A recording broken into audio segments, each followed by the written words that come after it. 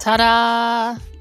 I watched as a lady finished her quote-unquote masterpiece and watched as the professor went up, checked her work, and then said, "This is the reason why I told you you needed to come to school." And the whole class was like, "Oh," as the lady's face just crumpled because she thought she was so good. Hey, this is MichelleSpiva, your practical priestess of wisdom, and I want to welcome you to today's podcast of Wisdom Smack. Mwah. So join me on the flip as we get into the humility highway. I'll see you on the flip.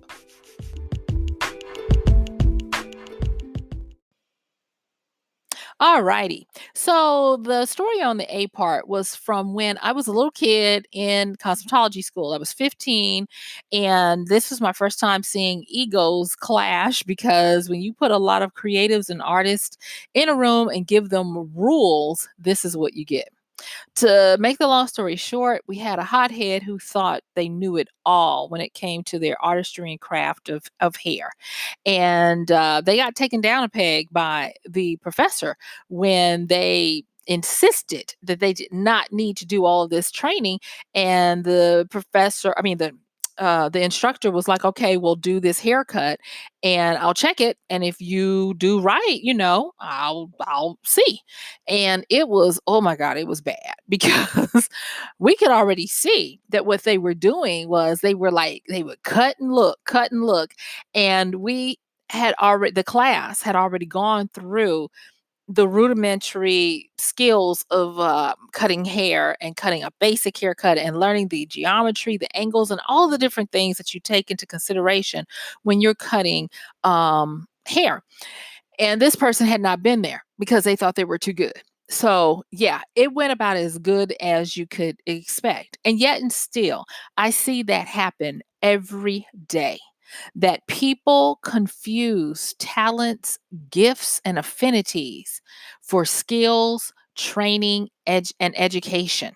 And so I want to talk today about one of the biggest wisdom smacks that people need right now, and that is to get on the humility highway of learning your trade, your craft, your skill, and your knowledge. Now, I am going to be the first to say you can definitely bootstrap your way, you can hard knock it, and you can do what you need to do if your resources are limited, whether it be to get to someone who is a master or even to afford it. But in today's society where we have things like YouTube and free MIT courses and many different ways to get knowledge, I'm almost going to say that you have little excuse. And so that's where I want to start with this. Now, why do I call it the humility highway? I call it that because you're going to have to humble yourself. And I want to talk about a process that I've mentioned before, but I've never gotten into it in depth. But it's a very intriguing process that a lot of people go through and don't realize that that's what they're doing.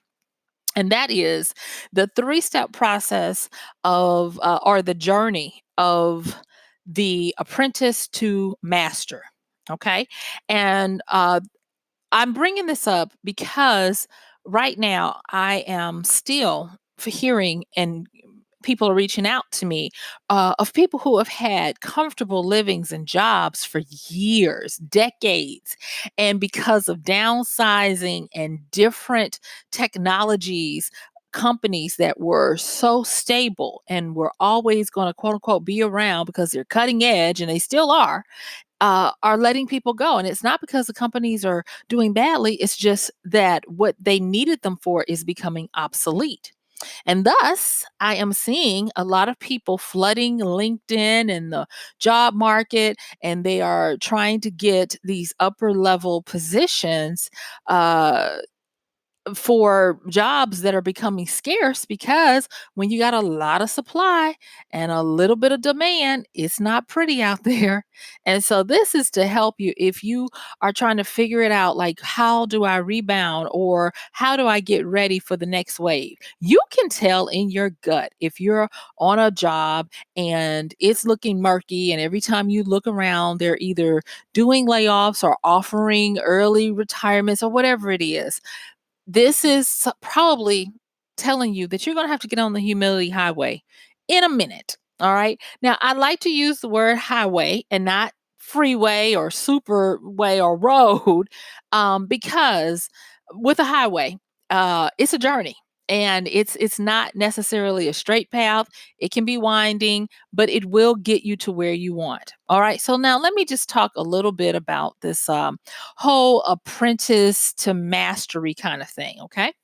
I first got intrigued with this process when I learned about Da Vinci and Michelangelo's backgrounds, and how in Florence and in many areas of Italy, when they grew up, that was the way practitioners, artisans, excuse me, artisans and others learned their craft. So there was not necessarily a university open to them as much as it was these huge workshops where masters would get inexpensive labor, and they would offer the people who had promise a little bit of a wage, but they would take care of their food, their housing, and stuff, and they would work for them. Okay.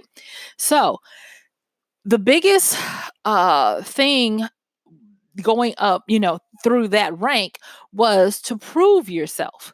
And I think I've mentioned this before, but I learned that a lot of these apprentices would start as early, some depending on what it was, as early as 10, 12, or 15. So these were basically kids learning craft, going off to learn with the explicit understanding that this is how you're going to take care of yourself. And can you think about a 10-year-old trying to be in an apprentice situation and having to stick to these regimens? I mean, it was hard for me when I was 15. I didn't wanna, after the newness wore off, I wanted to, be around my friends. I didn't wanna have to go to cosmetology school, after school and all this other stuff. It was not fun. And I was trying to be in extracurricular activities as well. So yeah, I had a lot of juggling, and I had a lot that I had to learn fast, because in this type of model, you don't really have time to be a kid. You have to employ a lot of emotional support, development, and things to make it through. And so it's really an act of humility to do this, especially when you are relying on a master to show you things, to help you get your skill and your tools and all of that kind of stuff. We're going to talk about that real quick too. And it can really shock you. Think about what it would feel like if someone told you, starting tomorrow, everything that you know that you're proficient in, you no longer can use. And now you've got to learn this other thing. Oh, and by the way, the other thing is very intricate, and it's going to take you about 7 years just to get to the point where we might say that you don't have to work under the watchful eye of your master, but you're still going to have to report to your master. And then maybe after that, in a few more years, if you can turn in a masterpiece, then we might make you a master too. But there's no guarantee. And that's what people were basically dealing with. And that's what, I hate to say it, is possibly happening to a lot of people now. Think about the people that are going to code camps and trying to learn how to code because they need to replace their income, and that seems to be the way to do it. Or think about the people. I mean, I actually have quote unquote apprentice kind of things under me, where when I run classes or I take on clients and I teach them how to write fiction, all the way up from writing it to getting it published to setting up your business. It's the same thing. And thank goodness I've gone through that and helped a lot of people. But it is an act of contrition. It is. It's not easy. And so, with our wisdom smack today, I'm going to say that you might have to get ready, whoever you are, whatever you're doing, that you might have to get ready to go on this humility highway to learn a craft and a trade. So, I want to just, go through some things real quick, and then I'll let you go. But I want to give you some inspiration, food for thought, or whatever it is that you need right now. Before I go any further, I want to mention a book that I've mentioned in the past, but this book is very apropos today for what we're talking about. And the name of the book is So Good They Can't Ignore You. And then the subtitle is Why Skills Trump Passion in the Quest for Work You Love. And it's by Professor Dr. Carl Newport. And I'll put the links in the description of today's episode. But I really want to make sure that I put that out because this is one of the best books for helping to explain what it takes to be ready for people to pay you what you're not what you're worth, but pay you what you ask and all this kind of stuff. And I love it because for grown-ups, he says, look, if you're past being a kid, you don't have time to be interested in passion. You got to be interested in skills that will support you and your family. And so I love the tough love that he puts out right at the beginning of the book. And then he talks about how to develop, these skills and the things that you need to be concentrating on. Okay. So on this humility highway, it starts where if you're going out to learn a new skill or whatever, you first have to understand that it is set up to knock the rough edges off of you. A lot of people, like I said at the beginning, they rest on their talents and their giftings and their affinities. So, what's the first thing someone does when maybe they are making a career change? They say, well, I'm pretty good at this or that. I guess I'll do that. And then some of them will go and, take a quick little course and they're like, I'm ready to go. But then the more savvy folks will go and they will do what they need to. And that is they will hire a coach or they will go to a class and then they'll move to a coach and then they'll move to a mastermind, where it's a mastery kind of training. And all the while they're still doing stuff. And so what they're doing is they are recreating the apprenticeship program, whether they know it or not.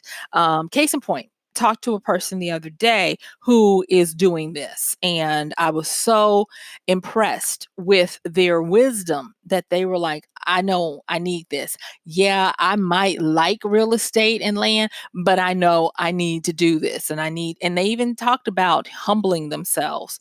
This person has been very successful in another industry of business. And for them to humble themselves to go and sit at the feet of of masters and pay them to teach them, I thought was brilliant. And I was like, you know what? That's a wisdom smack that I want to share.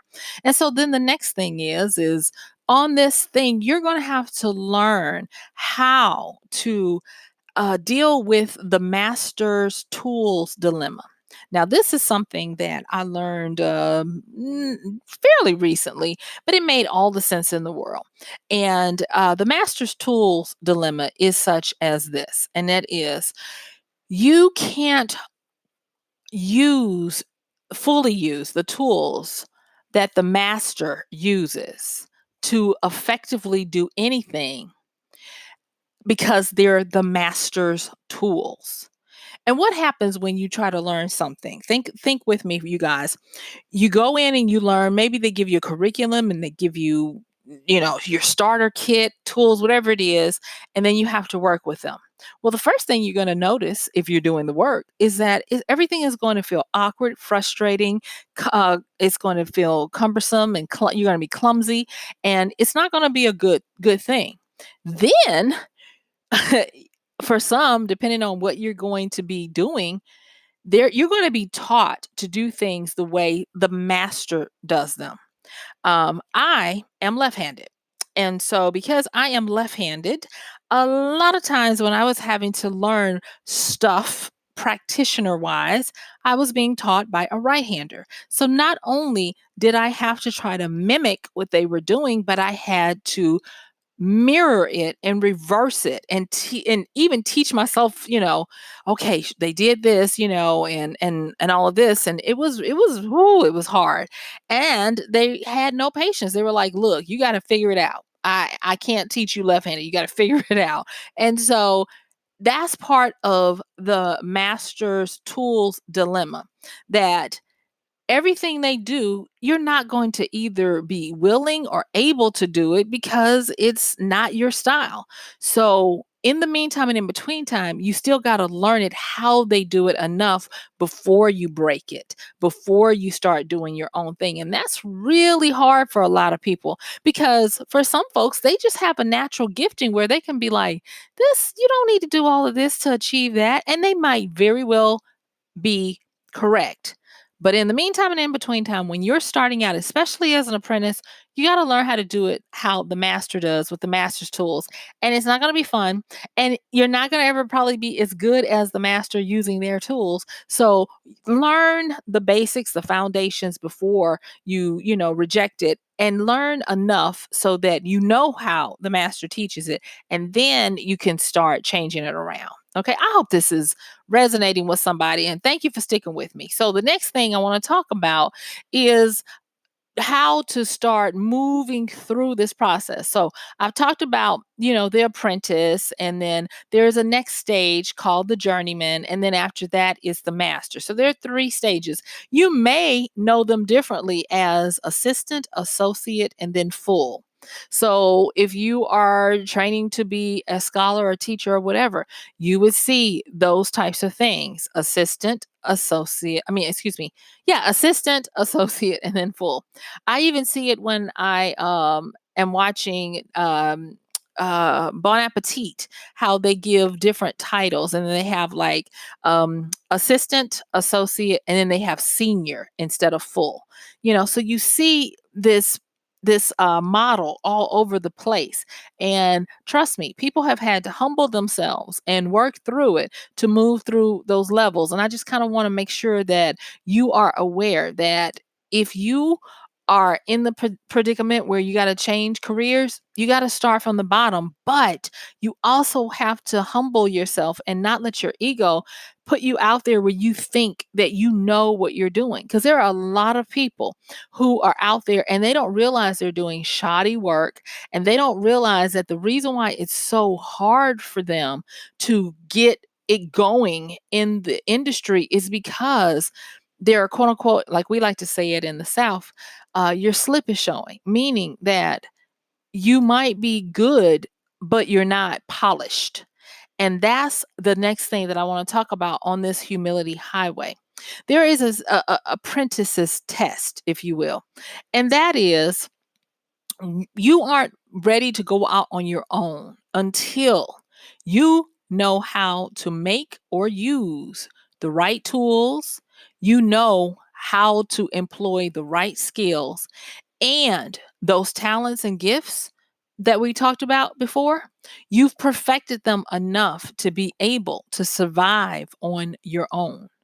And what we talk about here is the same thing that happened when I was talking about the professor. I'm not the professor, but the instructor who went through that person's haircut and showed them all the areas that they missed. And the sad part, the reason why it was so sad is because when the person was standing there getting evaluated and being shown this stuff, they were scratching their head like, I didn't know I was doing that, and why couldn't I see it that way? And what the instructor was teaching them was, in a certain industry, people who have gone through skills training, who have gone through education, and who have gone through deliberate practice, doing things over and over again, they learn and they stand on the shoulders of their predecessors, aka the masters, the journeymen, and thus you can start to tell when people have been formally, or what we would call formal or classically trained, as opposed to people who have gone it alone, who are mavericks and all of that. Now, am I saying that everybody has to go through this humility highway? I am not. And you can do whatever you want to. I am just putting this out as a wisdom, and you can take it or leave it. But in some um, industries and categories of what you want to do, if you want to get paid and command certain rates, then yeah, you're going to have to do that because there are going to be people that are like, this is shoddy. Think about just a carpenter. That is a perfect example. What's the difference between someone who has apprenticed under people who knows how to polish off certain things and knows based on other people's wisdoms what types of tools and materials to use so that it doesn't just look pretty, but it has a longevity to it, a lasting power. It has great craftsmanship, and the work, it speaks for itself. That's what I'm talking about when I'm talking about getting on this humility highway to make sure that you're doing what you need to. Because I'm going to tell you, during that apprentice time, when you are a practitioner in learning, the very word apprentice means new learner. You're not only going to be subjugating yourself to someone else's opinions and thoughts and ways of teaching you, you're also going to be learning the tricks of the trade that can only be learned through the sharing of this knowledge and this formal training. One of the things that I learned when I was going through cosmetology school was to let our creations teach us. And I would have never known that if I hadn't had formal training. And what that meant when they were telling us or teaching us that was that when you create, your creations are going to demand or command from you, whichever level you're at, to step it up a little bit more. There were times when there was something I wanted to do, and I would go into the practice room, and over again I would miss the mark, fail on it. And then the good thing was is I could go to an instructor and say, "This is what I'm trying to do." And they would pull from their repertoire or either ask other instructors, "Hey, you guys, do you know how we can help her achieve this?" And as a collective hive mind wisdom, if you want to call it that, they would help me with, okay, well, you can try it this way or that way. And the thing is they would give me more than one way to approach it, depending on all of these different variables that I had no way of knowing. The other day, I was blessed to talk with someone in a adjacent industry to mine, and I'm in awe of what these people do. And they were talking about some of the issues that they run into with clients. And the issues are that these clients are taking money from other people to do services. But then when they go in and they do the deep dives that these companies hire them to do, and they bring them back to them, they find that these companies don't know what they don't know to help their clients. And so it came back that I was like, "Well, how does this happen?" And they say, "Well, you get these people who pass on information because they did it and it worked, and then they, just continue to pass on not necessarily bad, but information that does not keep up with the times, does not keep up with good standard practice. And that's how you can start to have an infiltration of shoddy work that will get people in trouble." And I was like, yes, I definitely have to talk about this today. You guys, you have to humble yourself and get on that highway, because after you are an apprentice and you can now start to prove that you understand how to use tools and skills and how to excuse me, how to perfect though any kind of gifting or talent you have. It's then time when you can move into what they would call the journeyman. And this is the professional. This is the person who is certified to be competent in a skill. How many times have you had someone where you might have interacted with them and they say they do something, but then when you get a chance to see it, it never looks like they became proficient at it. I remember telling you guys a little while ago about this walking trail I like to go on, and there is a person that from time to time he plays his violin out there, and he plays it right on the track. I mean, right there on the edge of the track, whether we want to hear it or not. And he's been coming out there, I know, for the last 4 years, and through that time, he has never gotten any better. He still screeches. It still doesn't make any sense. And I was like, oh my gosh, how does this happen? And this is an example of what happens when you don't humble yourself to try to find those who have a system and a way of doing the best work, best practices, and those types of things. Now, I'm not trying to crush your spirit, little dumplings. I'm not.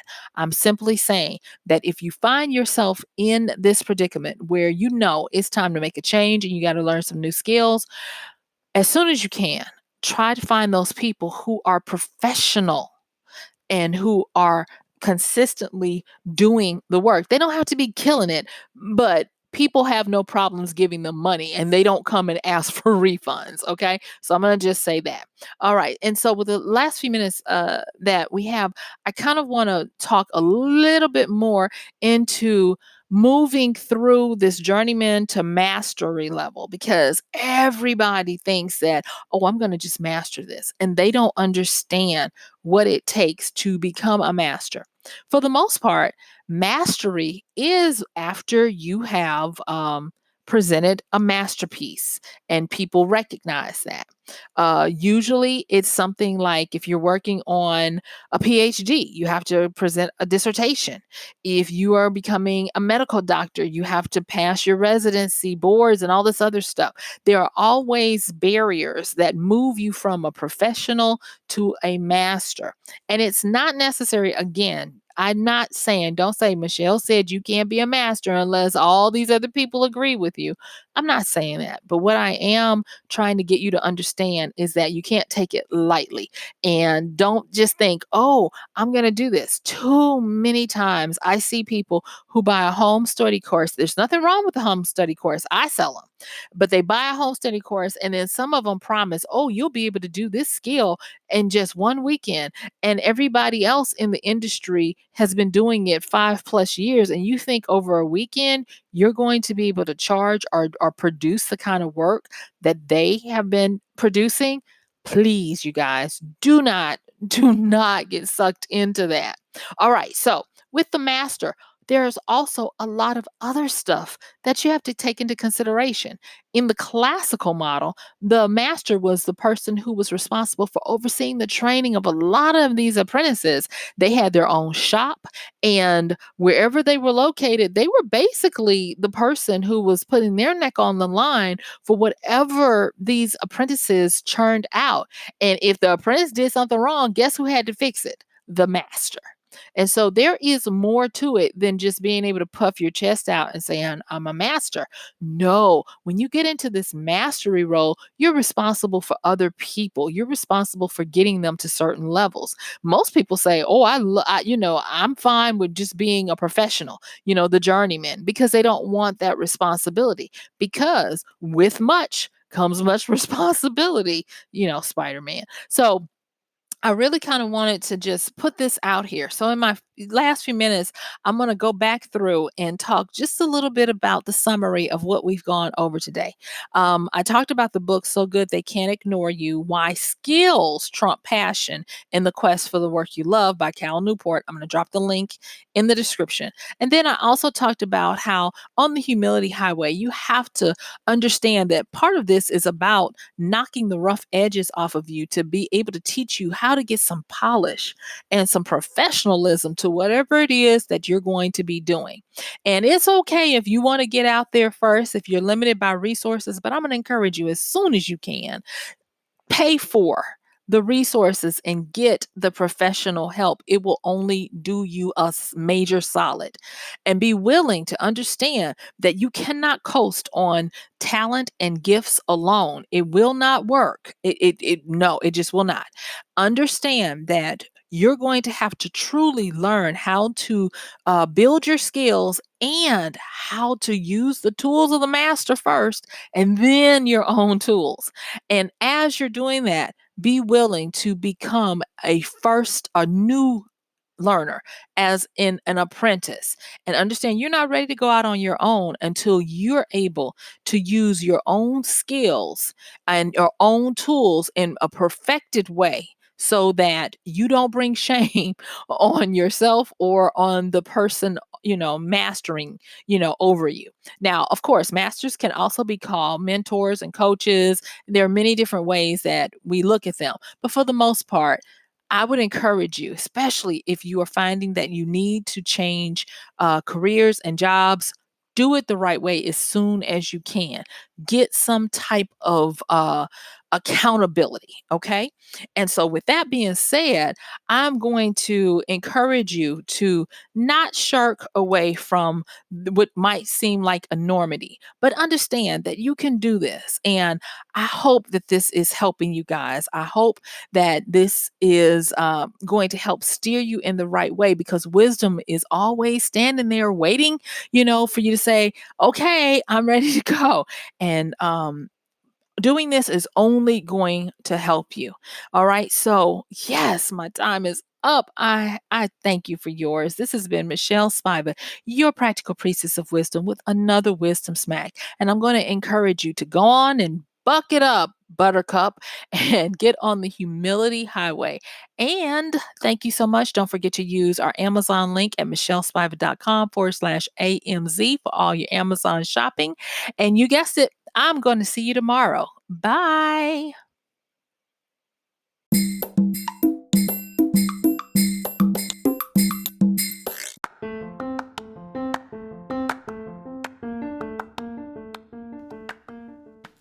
And that's going to do it for today's podcast of Wisdom Smack with Michelle Spiva. If you like this podcast, please help us get the word out. Like, comment, subscribe, and even share. And if you really like it, please help us continue to get the word out by considering using this show's link for Amazon. So when you want to go to Amazon and you do all of your general shopping, please use MichelleSpiva.com/AMZ. It's simple as that. It doesn't cost you anything extra, and this show might receive a little bit of commission that will go towards helping to further get these episodes out to you and to others. So thank you so much for listening. This has been Michelle Spiva with Wisdom Smack. Bye.